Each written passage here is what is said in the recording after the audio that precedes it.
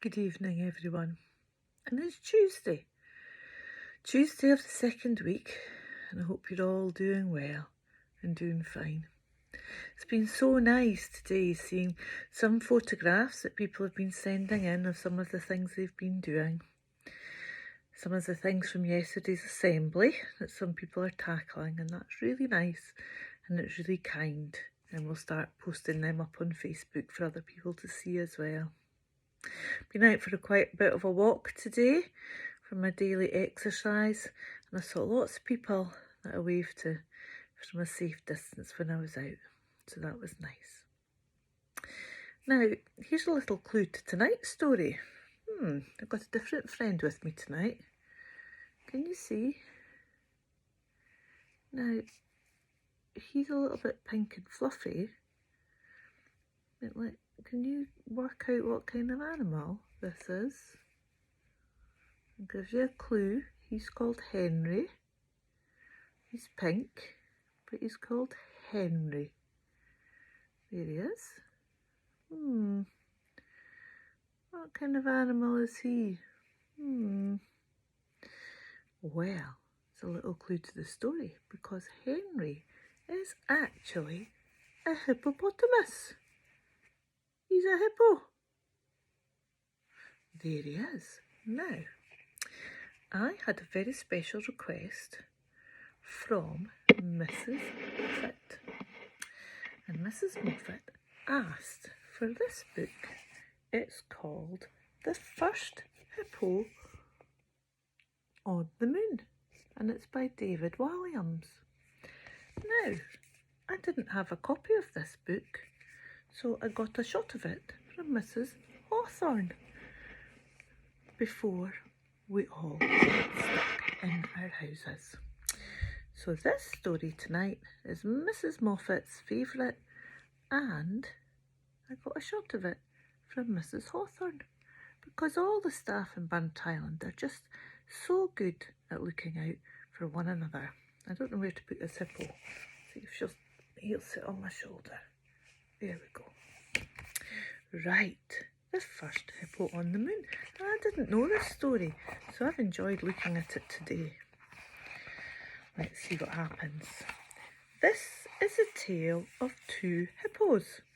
Two hippos with one dream: to be the very first hippo on the moon.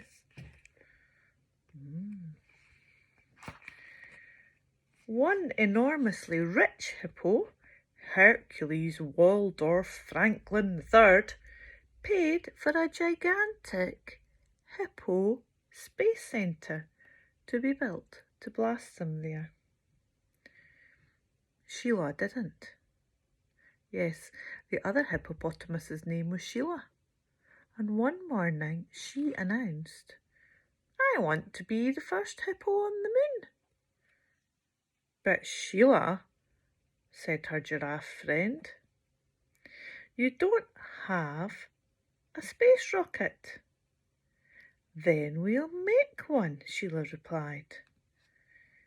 Yes, the giraffe's name was Keith. Us hippos like to dream big. Sheila's friends got to work building a rocket. "Well, we could all help, my dear, quick as you can." Look, there they are. Tina, the elephant, brought back the biggest tree trunk she could find. Joyce, the gorilla, fetched the longest vine, and Derek, the ostrich, was given the task of the pongiest mountain of rhinoceros dung.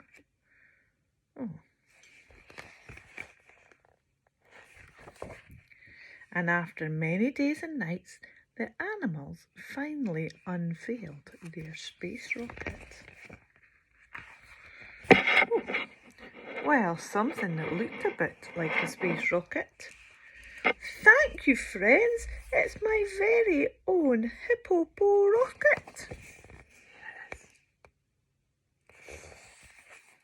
All they needed to do now was to ignite the rhino dung and blast Sheila into space. But how?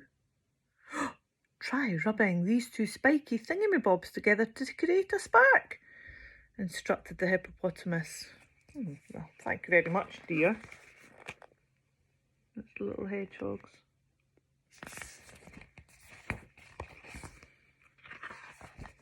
Okay, let's go, Sheila announced. Dream big, everyone. 3, 2, 1. What do you think's going to happen? But before Sheila could say off, it started raining. And it rained, and it rained, and rained. Because it was rain season. And it didn't stop raining for months and months and months. The moment the rain stopped, Sheila began her countdown again. 3, 2, 1, blast off! The hippo rocket shot up to the sky.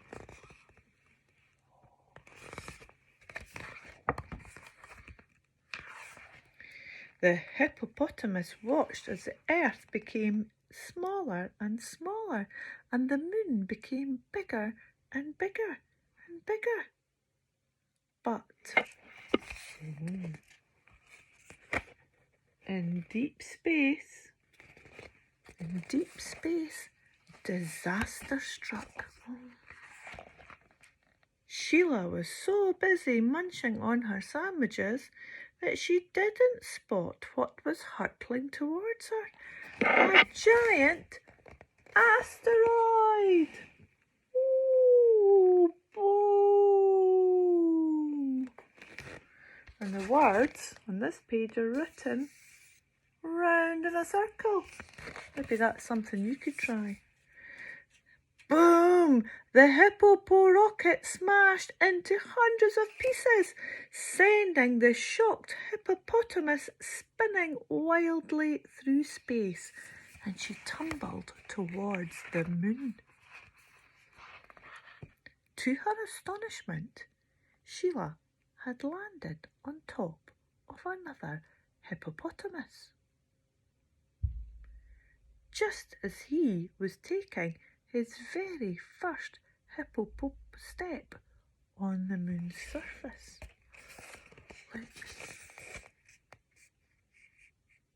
There, Sheila. Excuse me. Oh, I'm terribly sorry. What on earth, I mean, the moon, are you doing here? I just wanted to be the first hippopotamus on the moon. Well, you're not. I am Hercules Waldorf Franklin III. Remember that name? The name of the very first hippopotamus on the moon. There they both are.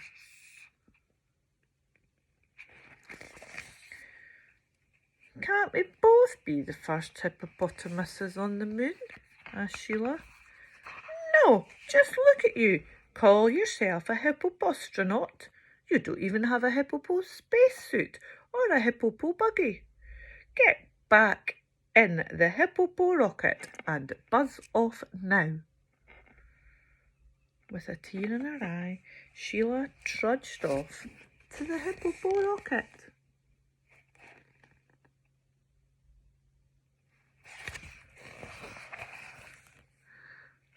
As the engines roared, Hercules Waldorf Franklin III bounded towards it. Stop! That's my hippo rocket! Oops.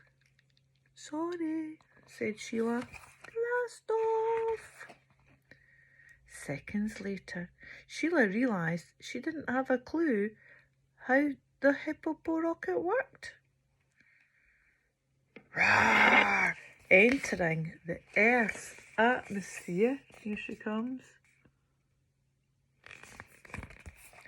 The hippo rocket soon began burning up, and within moments the hippopotamus's bottom was blazing like the sun. Sheila hit the earth with a giant wallop.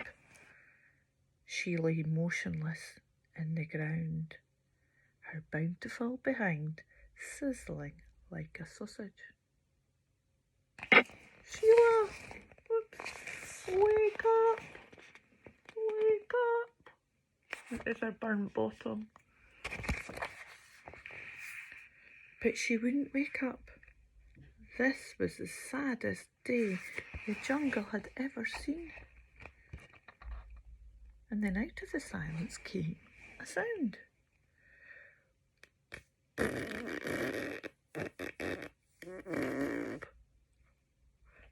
The distinctive sound of a bottom burp.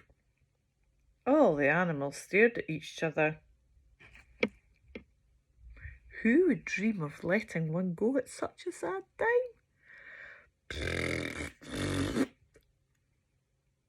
Another one, louder and louder than the first. It was Sheila. What's that awful smell? The other animals were saying. Oh, it's making my eyes water. Try and breathe through your mouth. The hippopotamus was so thunderous, she woke herself up.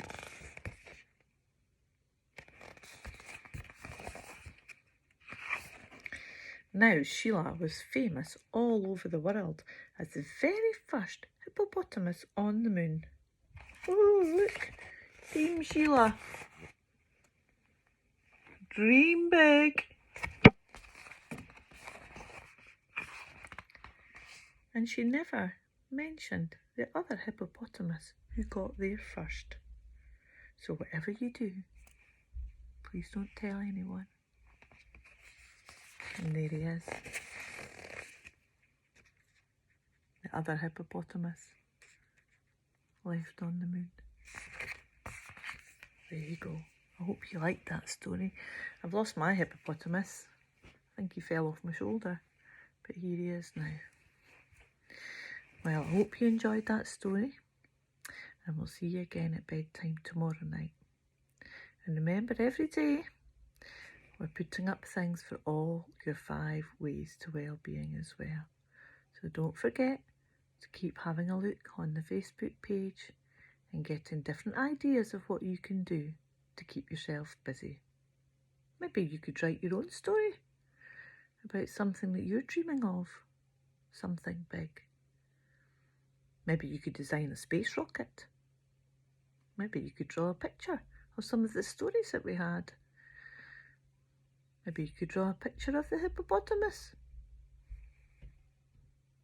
Whatever you decide to do, I'm sure you make a good job of it in the morning. Good night for now. Sleep well.